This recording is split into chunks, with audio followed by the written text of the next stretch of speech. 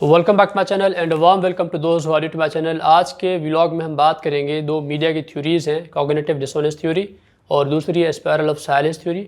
उनके हवाले से बात करेंगे और देखेंगे कि अगर हम उनको रोज़मर्रा ज़िंदगी में अप्लाई करें तो कैसे अप्लाई कर सकते हैं। पाकिस्तान के करंट अफेयर्स को हम उन थ्योरीज़ के तनाजुर में देखें तो कैसे उसको एनालाइज़ करें। चलें आगाज़ करते हैं। पाकिस्तान में मीडिया के हवाले से कोई ऐसा ख़ास काम नहीं होता, बिलखुसूस यूट्यूब पर कोई इतनी बात नहीं होती। इससे पहले मैं एक दो थ्योरीज़ के बारे में बात कर चुका हूँ, क्योंकि मीडिया के जो स्टूडेंट्स हैं या मीडिया के जो प्रोफेसर्स हैं, जो लेक्चरर्स हैं, उन्होंने कभी उर्दू में इतना काम नहीं किया। अगर कोई अंग्रेज़ काम करता है, कोई इंडियन काम करता है तो वो होता है, लेकिन पाकिस्तान में इसको इतनी अहमियत नहीं दी गई, इसलिए इस पर इतनी बात नहीं की जाती। ना ही इसको कोई इतना ख़ास अहमियत दी जाती है। चलें अब इसको देखते हैं। कॉग्निटिव डिसोनेंस थ्योरी है। अब इसको हम इन दोनों थ्योरीज़ को इस तनाज़ुर में देखेंगे। अमर जलील साहब की जो वीडियो वायरल हुई है उस पर देखेंगे, परखेंगे कि हम इसको कैसे अप्लाई कर सकते हैं और कैसे चीज़ों को डिफ़ाइन कर सकते हैं। और मैं यहाँ पर एक और बात बता दूँ कि इनको मैं पूरा प्रॉपर डिफ़ाइन नहीं करूँगा, शॉर्ट होगा, क्योंकि वीडियो को मैंने उसकी जो ड्यूरेशन है शॉर्ट रखनी है, ज़्यादा लंबा नहीं होना चाहिए लेक्चर जो है। 15 मिनट मैक्सिमम रखा हुआ है। चलें देख लेते हैं। कॉग्निटिव डिसोनेंस थ्योरी जो है इसको 1957 में अमेरिका में लियोन फेस्टिंजन एक साइकोलॉजिस्ट थे, उन्होंने प्रेजेंट किया था। और जब ये थ्योरी पेश की गई थी तो उस वक्त थ्योरी पेश करते वक्त कुछ चीज़ें थी जिन पर ये अप्लाई की गई थी। और देखा गया था कि कॉग्निटिव डिसोनेंस कब होता है, जब आपके जो एक ऑलरेडी स्ट्रॉन्ग बिलीफ हो, फिर उसको जब कोई चैलेंज करे लेकिन आपका जो पुराना बिलीफ हो वो मानने के लिए तैयार ना हो। आप इस पर जब अटक जाते हैं, जब आपके थॉट एंड एक्शन में एक तज़ाद हो, तब आप कन्फ्यूजन का शिकार हो जाते हैं, तब ये थ्योरी अप्लाई की जाती है। अब जैसे यहाँ पर जब ये पहली मर्तबा हुई थी तो उस वक्त क्या था कि अमेरिका में एक कल्ट था, एक फ़िरक़ा था, एक ऐसा ग्रोह था जो मौजूद था, जो कहता था कि अमेरिका दुनिया जो है, ये पूरा ख़ित्ता, जो पूरी दुनिया, जो अर्थ है, प्लानट जो है, ये तबाह हो जाएगा फ्लड से, सैलाब आएगा, उसमें दुनिया तबाह हो जाएगी। उनका एक बिलीफ था, ये स्ट्रांगली उस पर ये यकीन करते थे। ये जो लोग थे ये यकीन करते थे, वो कहते थे कि दुनिया तबाह हो जाएगी।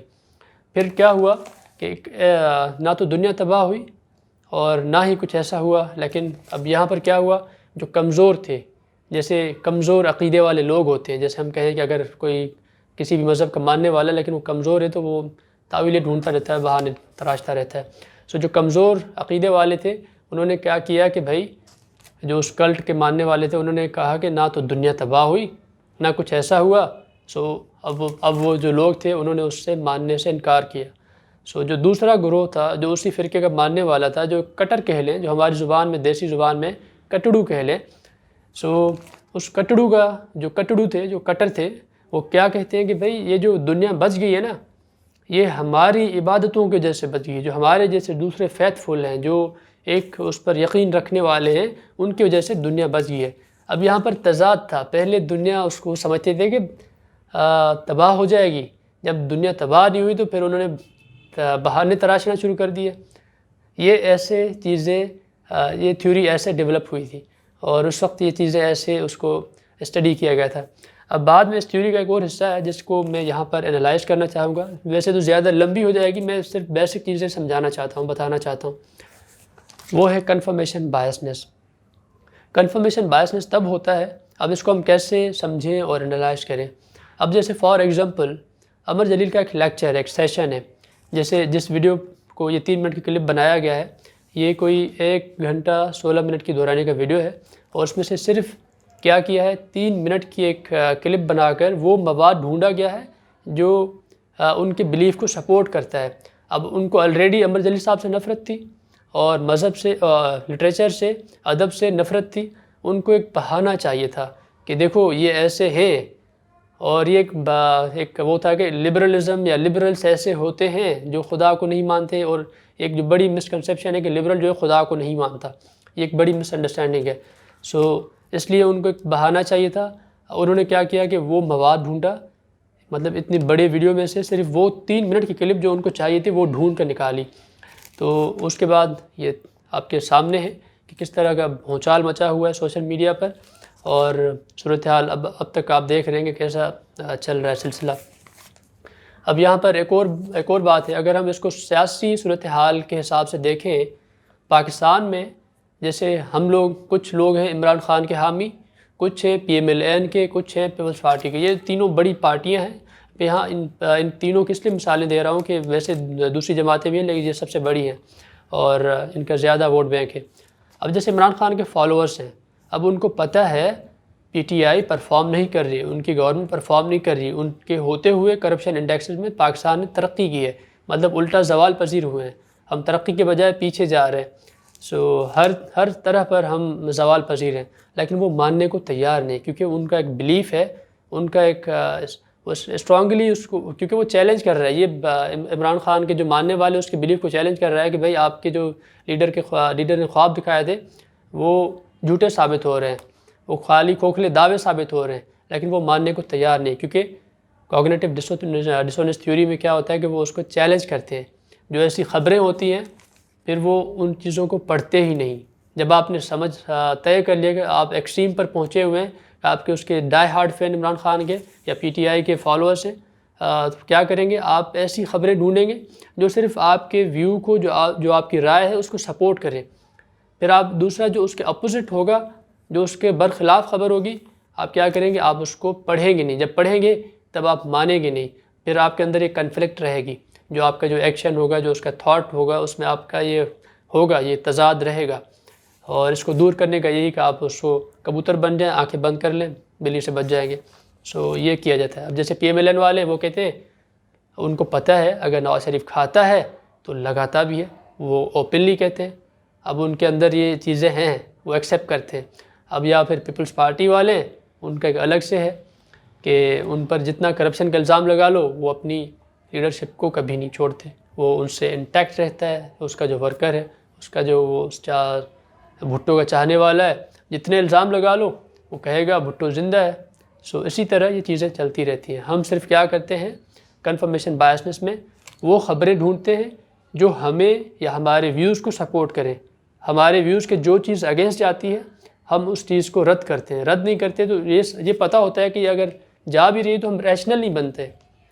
ہمارے جو اس کو اتھارٹی کو چیلنج کرتی ہے یا پھر ہمارے جو ویوز کو چیلنج کرتے ہیں، بلیف کو چیلنج کرتی ہے، تو ہم اس کو تسلیم کرنے کو تیار نہیں ہوتی۔ یہ پتہ ہوتا ہے کہ یہ غلط ہے لیکن ہم نہیں مانتے، کیونکہ ہم اس وقت کوگنیٹو ڈسوننس تھیوری اور کنفرمیشن بائسنس کا شکار ہوتے ہیں۔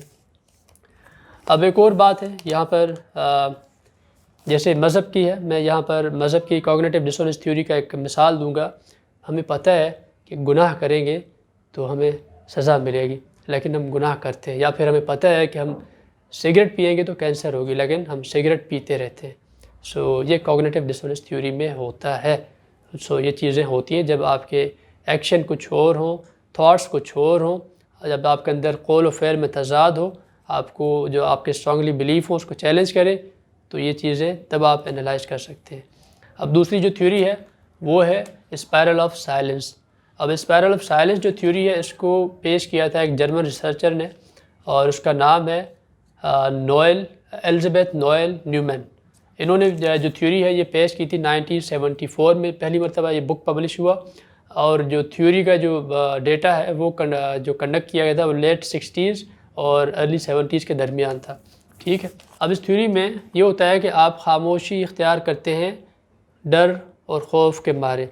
اب اس تھیوری کو ہی مد نظر رکھتے ہوئے چیزوں کو پرکھیں امر جلیل کا ویڈیو تھا۔ اب جیسے اگر میں نے کوئی اوپینین شیئر کیا، میں نے اپنی رائے شیئر کی، مجھے آئیڈیا تھا بیکلیش ہوگا۔ اب یہاں پر میرے پاس آپشن کیا تھا کہ یا تو میں خاموش رہوں یا تو میں بولوں اور گالم گلوچ کے لیے تیار ہو جاؤں۔